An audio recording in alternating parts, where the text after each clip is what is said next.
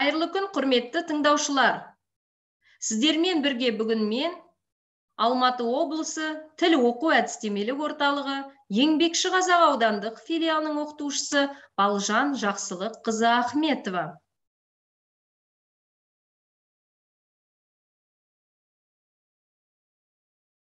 Сабағымызда кездесетін жаңа сөздермен таныс болыңыздар, менімен бірге қайталап отырыңыздар. Иіс, көшу, қолайлы, қауіпті, қабырға, қарастыру,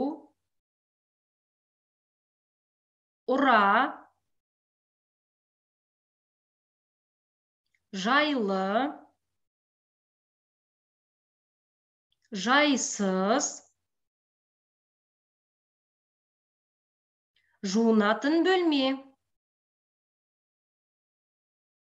қонақ бөлмесі,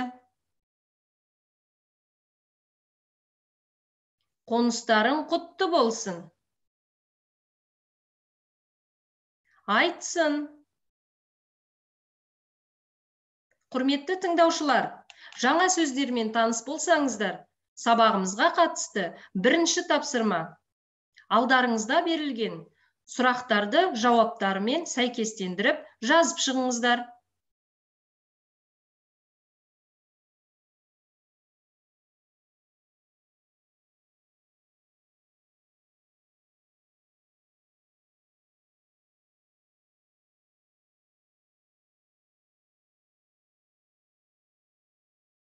Тапсырманы орындап болсаңыздар, тексеріңіздер. Сіз қандай үйде тұрасыз? Көп қабатты үйде. Сіздің үйіңіз қай жерде? Алматы қаласында. Сіздің пәтеріңізде неше бөлме бар? 4 бөлме. Сіздің аулаңызда бау-бақша бар ма? Иә, бар. Жуынатын бөлме қай жерде? Оң жақта. Сіз неше бөлмелі үйде тұрасыз? 2 бөлмелі. Сіздің пәтеріңіз қандай? Жайлы. Тапсырманы тексеріп болсаңыздар, бүгінгі біздің сабағымыздың тақырыбы сіз қандай үйде тұрасыз? Грамматикалық тақырып көмекші есімдер.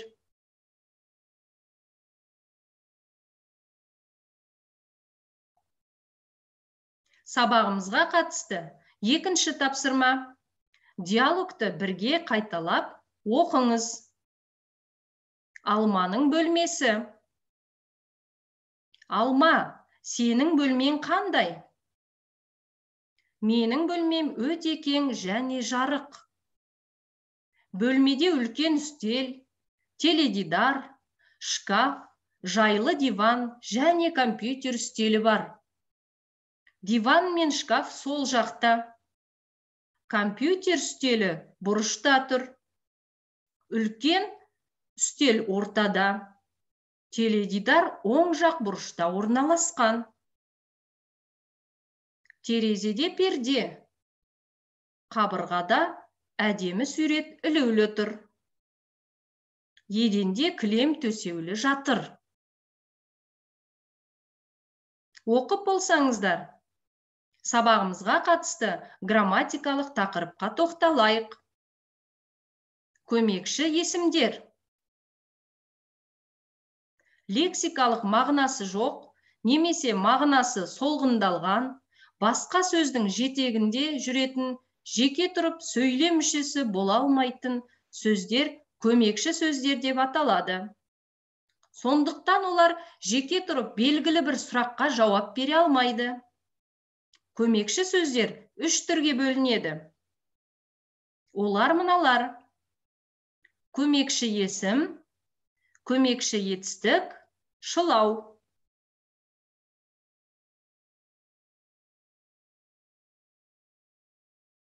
Көмекші есімдердің шығу тегі зат есімдерден. Сондықтан олар зат есім сияқты септеледі, көптеледі, тәуелденеді. Көмекші есімдер: алды, арты, үсті, жаны, маңы, тағы да сол сияқты сөздер арқылы жасалады.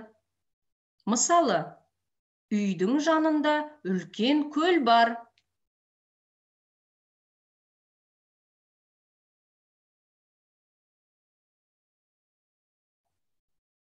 Жасалуы: көмекші есімдер: ында, інде, ында, інде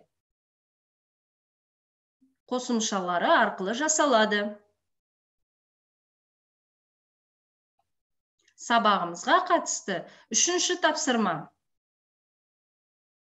Алдарыңызға берілген ында, інде, ында, інде қосымшаларын пайдаланып, тиісті орындарға қойып, сөйлемдерді толықтырып жазып шығыңыздар. Бірінші сөйлем үлгі ретінде беріліп тұр. Үйдің маңында.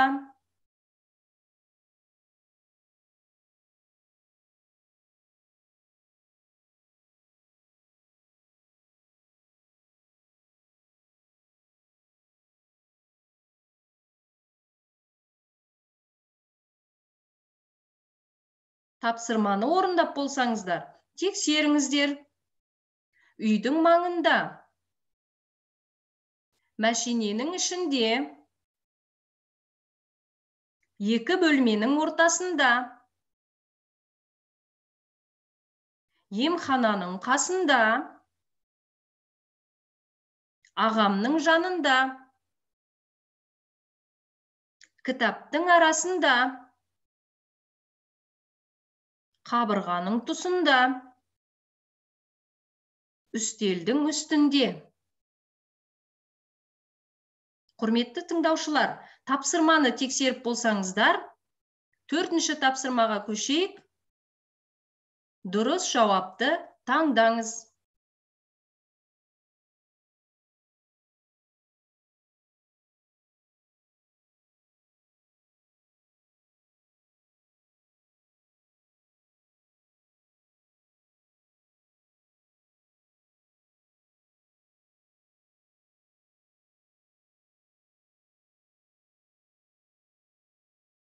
Тапсырманы орындап болсаңыздар, тексеріңіздер. Екі үйдің арасында кішкене саябақ бар. Үстелдің астында мысық жатыр. Оның жанында досы келе жатыр. Аялдаманың тұсында менің мәшинем тұр. Үйдің төбесінде құстардың ұясы бар. Сенің алдыңда белгілі бір мақсат бар.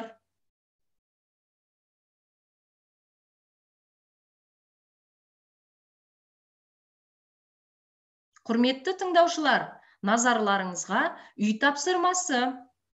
Берілген суретке мұқият болыңыздар. Бөлмедегі заттардың орналасуын сипаттап беріңіз.